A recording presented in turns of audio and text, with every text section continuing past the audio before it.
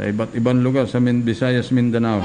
Pero ngayon, di sila active dahil may mga pinagkakaabalahan. Siyempre, kabuhayan muna, Kawili. Totoo yan. Inuuna muna. Pero siyempre, kasama pa rin natin. Nandun pa rin sila. Okay, nasa linya na natin si Kadani Preneza. Kadani, good morning. Good morning sa inyo, Karaul. Yun. At gayon din sa lahat ng ating mga tagapakinig. Karaul, kahapon, ay tinapos natin ang pagtalakay kung papaano na ipagkakaloob ang isang approved plan. Ngayon naman, ay pupuntahan naman natin ang pangalawang dahilan. Ito, Karaul, naputol ang ating pagtalakay noon dito, ukol dito. Yung bakit nawawala ng jurisdiksyon o kapangyarihan ang korte sa pagdinig ng pagpaparehistro ng titulo ng lupa. Ayan, Karaul. Ito, Karaul, hinihimay nating mabuti para makita ng ating mga listeners o kanilang maunawaan ang mga bagay na ito, Karaul, na ito ay napaka-importante. Kuminsan kasi ay hindi nakikita ng mga judge itong mga bagay na ito para napakahalaga sa kanilang gagawin desisyon, Karaul. Sapagkat kung ito ay alam ng judge, Karaul, ay hindi na tatagal ang mga kaso. At hindi siya magkakamali sa kanyang mga gagawing desisyon. Ngayon, sa naunang pagtalakay doong mga nakaraang linggo, Karaul, ay ating ipinaliwanag na nawawala ng jurisdiksyon o kapangyarihan ang registration court kung ang kalupaan na sinasakop ng titulo ay wala doon sa lugar ng probinsya, lungsod o munisipyo na may kapangyarihan dito ang registration court na duminig sa kasong ito. Tulad na lang ng mga decree of registration nito mga OCT na sumasakop dito sa buong Quezon City, Karaul. Ang kanilang mga decree of registration ay nasa malalayong probinsya. Ito, Karaul, ay hindi maaaring mangyari sapagkat ayon sa batas, kung saan ang decree of registration ay naroon dapat ang kalupaan na sinasakop ng isang titulo ng lupa. Yun. Kaya ang ating naging katanungan ay, bakit nandito sa Quezon City ang kalupaan, ngunit ang decree of registration ay nasa malalayong lugar? Karaul, ito ay atin ang sinagot noon.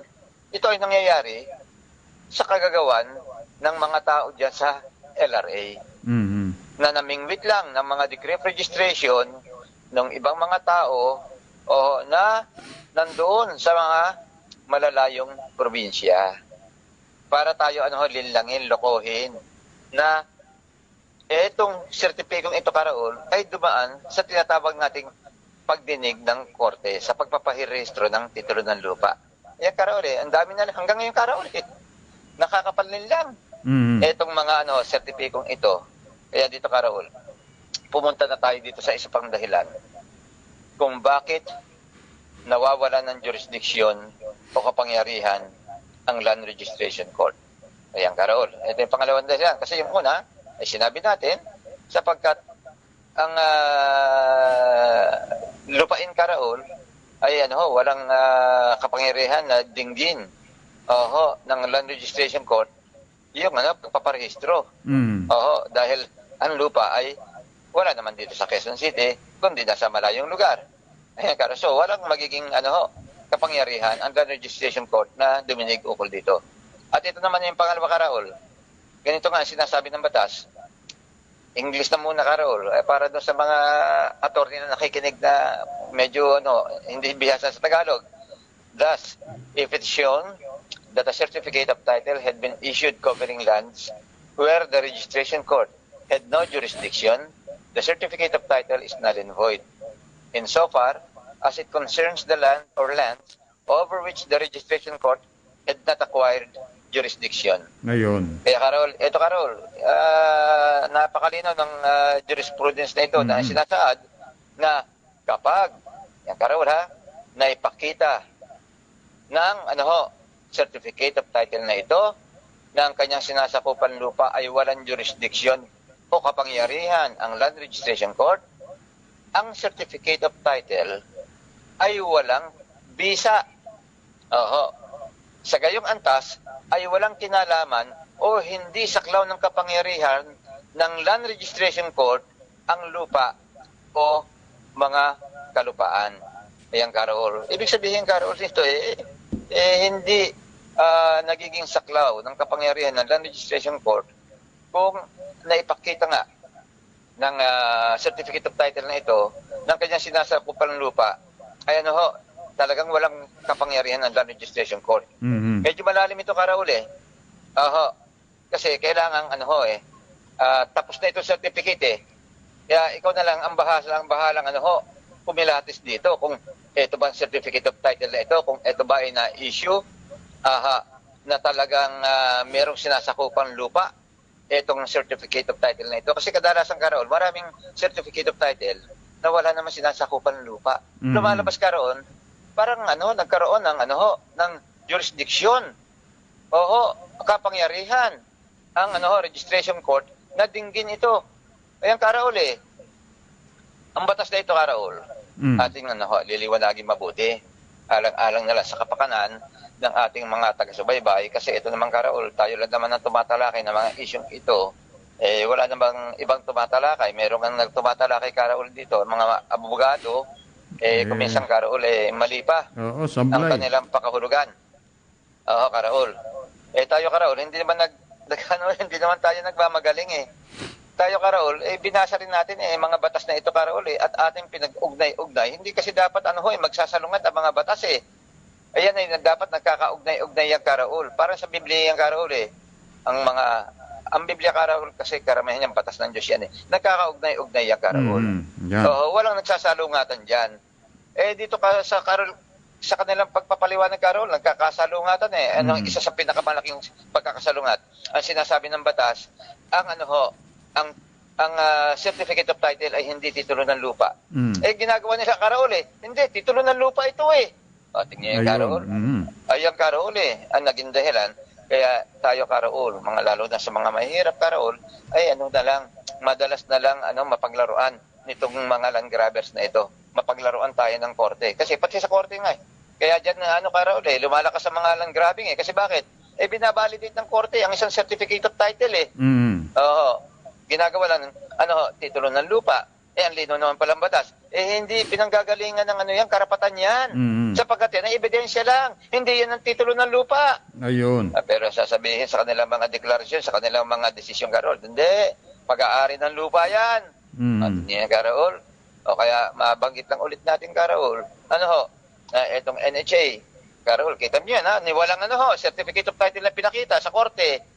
Yan, Karaul, tingnan nyo. Bitakuran nila. Tinulungan ngayon sila ng Kopris, Karaul, para may dubungalis yung mga tao natin doon sa Pero ito ba ay nasa batas? Hindi, Karaul Hindi yun ang batas. Pinuwersa lang nila. Ang korte, nagamit din naman, Karaul. Dahil, Karaul, kaya tayo hindi na-aproba ng ating TRO dahil tayo, Karaul, ako gumawa ng ating judicial affidavit. Talagang kinargahan natin yung Karaul. Naiikot na natin, naitalakay ng mga nakaraang pagtalakay natin.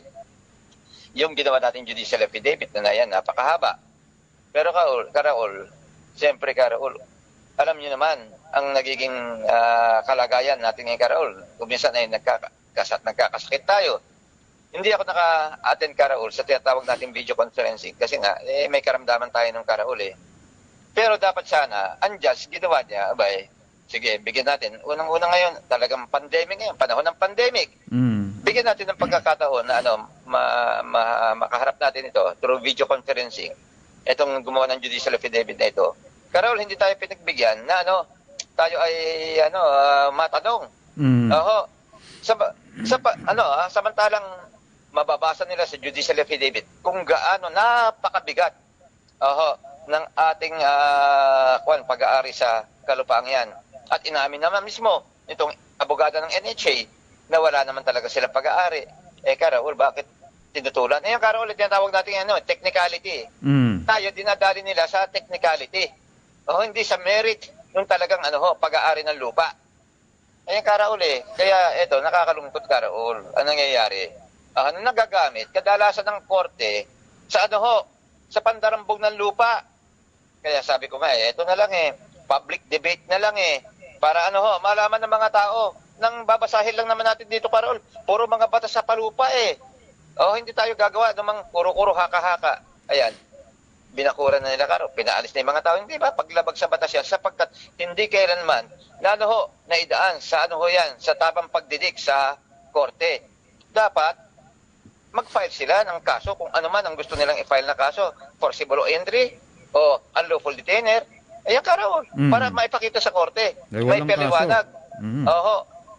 Kung sino talaga ang tunay nagmamay-ari ng kalupaan. Wala, Karol eh. Ganyan ang ginagawa, Karol. Dinadaan muna nila, Karol, sa ganyang mga pamamaraan. Lalagyan ng security guard, babakuran, bahala sila magdemanda, bahala sila mag-file ng TRO, titignan natin kung yan papaboran ng korte. O tingnan yung, Karol. Ang korte, pareho silang ahensya ng gobyerno, Karol. Ganyan kadalasan na nangyayari, Karol eh.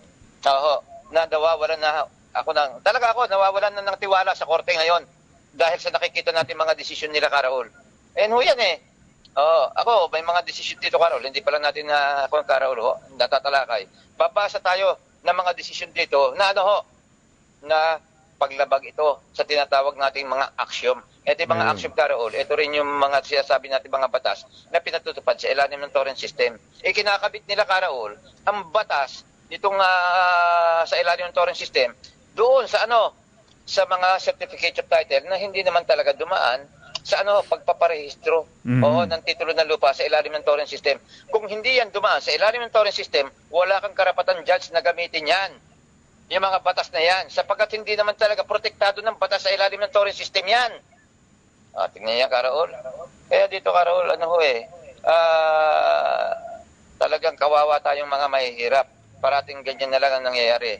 Kaya itong tulad na lang ng ating ginagawang pagsusuri sa mga na-issue certificates of title, ay ating nakita na mga certificates of title na ito ay walang pinanggalingang titulo ng lupa o Spanish title. Ito, Karol, ito na ngayon yung sinasabi natin na isang uri ng ang land registration court ay walang jurisdiction o karapatan, kapangyarihan para dinggin ang sinasabi nating pagpaparehistro ng titulo ng lupa. Ito na ngayon, Karol, base sa ating binasa ng jurisprudence kanina. Ano ang isang napakasimpleng pamamaraan, Karol, para malaman na ang certificate of title na ini-issue ay walang titulo? Ito, Karol, na ang napakahalagang impormasyon ito, Karol, ay kadalasang hindi nakikita o napupuna ng mga judge. Kung titingnan natin, Karol, kung kayo merong mga certificates of title, lalo na ito mga taong nandito sa Quezon City, particular dito sa Quezon City, tingnan nyo ang mga certificates of title na in-issue. Pero ito, Karol, hindi lamang dito sa Quezon City, kundi sa buong Pilipinas, sa lahat ng bahagi ng ating bansa, ay mapapansin nyo na walang LRC number o Land Registration Case Number. Ayun. Ano ang kaugnayan nitong Land Registration Case Number upang mapatunayan na walang titulo ng lupa ang pagkaka-issue ng sertipikong ito o walang jurisdiction na duminig ang Land Registration Court sa pagkaka-issue ng mga sitting ito na walang Land Registration Case Number. Ayun. Ganito yung, Karol. Hindi ba ang torrent system ay itinatag para sa muling pagpaparehistro ng mga titulo ng mga lupa? At ang pinakaunang gagawin para sa pagpaparehistro ay kailangan gumawa ng petisyon sa korte na kalakip ang Spanish title at iba pang dokumento tulad ng tax declaration at approved plan. Ayan, Karol, yung approved plan na talakay natin kahapon kung paano na-i-issue yan. Yan. Ang petisyong ito ay tatatakan o lalagyan ng korte ng docket number. Sa itaas na bahagi ng iyong petisyon. Ayan, sa pagpaparehistro ng iyong titulo ng lupa. Kulay, violet or blue yung, Karol, malalaking yan. Magkahalong letra at saka numero. Ito ngayon, ang numero o docket number na naka-assign sa taong nag-file ng petisyon na magiging basihan ng korte sa gagawing mga pagdinig sa kaso ng taong nagpaparehistro ng kanyang titulo ng lupa. Ayun yung Karaol. Yung Kaya dito, pinaka-docket number na yung Kadani, yan yung parang file number niya, yung folder. ayan Nandyan lahat. Oh, yan. Ayun ang pinaka-folder na, Karaol. Sa lahat ng mga sinusumiting mga dokumento dyan lahat, Karaol, iniipon niya sa docket number na yan. Yun. Ayan, Karaol. Oo. Kaya kung wala kang Spanish title, Karaol, ay hindi maaaring tanggapin ng korte ang anumang ihahaing petisyon sa pagpaparehistro ng titulo ng lupa.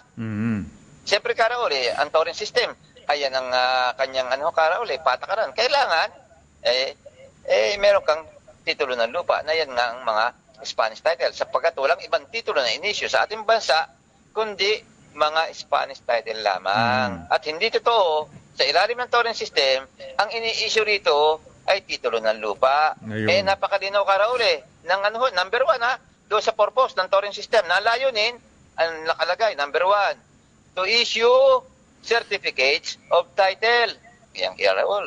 Bakit ngayon, ang karamihan, pati mga abogado, ang sinasabi, ini-issue sa ilalim ng Torrent system, Karaol?